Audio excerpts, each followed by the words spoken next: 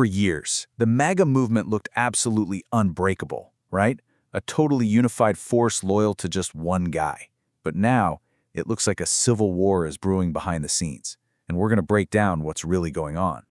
I mean, just think about it for a second. We've seen impeachments, indictments, just a constant stream of controversy. And through it all, the loyalty of his base seemed, well, absolute. Pundits were always saying, this is it. This is when it finally cracks. But it never did. So what makes it this time different? Yeah, something really does feel different now. You've got influencers, people who built their entire careers defending the movement, and suddenly they're turning on it. Allies who were there from the beginning are now some of its biggest critics. So the real question is, what's causing all this? What's tearing this thing apart from the inside out? Okay, so to really get a handle on the cracks that are starting to show, we've got to go back and look at the glue that held it all together in the first place. Because as you're about to see, what looked like solid steel was maybe a little more fragile than we thought. And this right here is the key. The MAGA movement was never just one thing, you know? It wasn't a monolith. It was always this kind of fragile alliance of all these different groups, all brought together under the umbrella of one person. And look, when you build a movement around a single personality instead of a consistent ideology, disagreements aren't just possible, they're pretty much inevitable. So who are we talking about here? Well, you had your populists who were just furious about globalism. You had libertarians who wanted the government out of their business, nationalists totally laser-focused on the border. Then you had these online communities, the ones who were convinced they were uncovering these deep, hidden truths. And of course, the traditional conservatives who were really just in it for lower taxes and conservative judges. I mean, these are wildly different agendas, all trying to fit under one big tent. All right, let's dive into the first major fracture point, and this one's a biggie: foreign policy. This issue really cuts right to the heart of what the movement is supposed to be all about. I mean, you gotta remember, a huge part of the whole America First promise was ending endless wars, right? It was this core idea of non-intervention that got so many people on board in the first place. This idea that America would finally stop being the world's policeman and start focusing on problems right here at home. But now that simple idea is anything but simple. The movement is completely split on what America First even means anymore. Does it mean avoiding foreign fights no matter what, or does it mean projecting such overwhelming military power that nobody dares to mess with you? These two visions, they're in a total tug-of-war for the soul of the entire movement. And this isn't just some abstract policy debate. It's gotten really personal really fast. The New York Post reported that when a huge voice like Tucker Carlson started criticizing potential military action, Trump apparently said he'd lost his way. I mean, wow. That's not a backroom disagreement. That's a very public split between two of the most powerful figures in this world. Okay, let's switch gears to the next crack in the foundation. This one is a little different. It's less about policy debates and way more about a deep, kind of emotional feeling of betrayal that a lot of supporters are experiencing.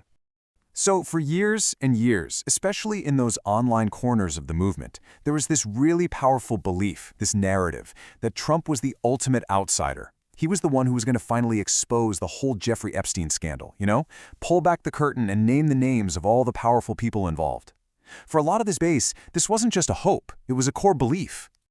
So you can imagine when Trump came out and basically dismissed the whole thing, the reaction was, well, it was explosive.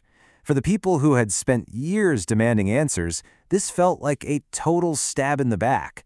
The whiplash between what they expected and what actually happened was just immense. And this wasn't just some angry chatter on the internet either. This stuff went mainstream.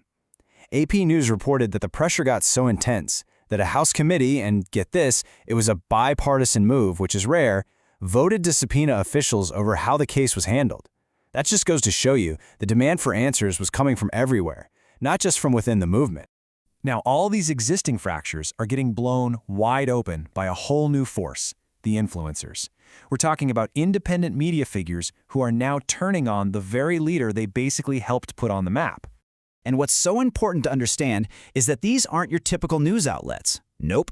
These are streamers and commentators who built their entire audience from inside the movement.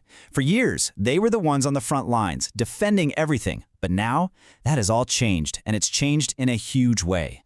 If you want to see just how serious this rebellion is, look no further than this quote, which the Daily Beast reported on. After getting fed up with Trump's foreign policy, one pretty prominent far-right influencer actually told his followers to vote Democrat. Now, obviously that's an extreme position, but the very fact that something like that was even said out loud, it's a massive sign of just how bad the internal breakdown has gotten. So, you see, these fights aren't just about personalities clashing. It actually goes way deeper than that. We're talking about fundamental disagreements over policy, over priorities, over the very soul of what the movement is supposed to be. Let's just take economics, for example. You've got two groups here with totally opposite goals. On one side, you have the economic nationalists, and they're demanding tariffs and all kinds of restrictions to protect American jobs. But then, on the other side, you've got the more traditional conservatives, who want free markets and business-friendly immigration. The problem is, you can't have both. They're mutually exclusive. And it doesn't stop there. There's this huge debate raging over the movement's entire reason for being. Is this whole thing a cultural rebellion? Is it about fighting a never-ending culture war against the media, against universities? Or is it supposed to be a practical, governing philosophy focused on stuff like the economy and national security? They're basically arguing over their own mission statement. Which of course brings us to the biggest, most sensitive question of them all. A question that, for a long time, was pretty much unthinkable. Now that you have all these new personalities and influencers popping up, each one claiming they represent the true movement, well, the question is finally being asked out loud. Can MAGA even survive without Donald Trump? So, okay, we've laid out all these fractures, all these fights. What does it all add up to?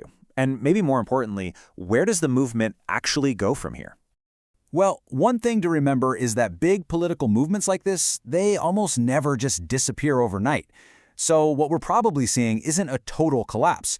It's more like the beginning of a really messy, very public transformation. It's shifting from one solid block into a bunch of smaller, fragmented pieces. And that transformation could really go a few different ways, right? Scenario one, all the different factions put their disagreements aside and reunite around Trump, maybe for one more election cycle. Scenario two, new leaders start to emerge from these different factions, and they start pulling the movement in all these competing directions. Or scenario three, it just evolves into something brand new, keeping some of the core ideas, but with a totally new face and a new set of priorities. And so, that's the big question we're left with. The story here isn't just that the movement is divided. I mean, that's pretty obvious by now.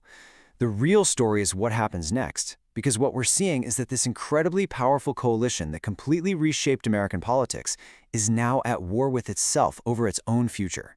And however that war ends, the outcome is probably going to define our political landscape for a very, very long time.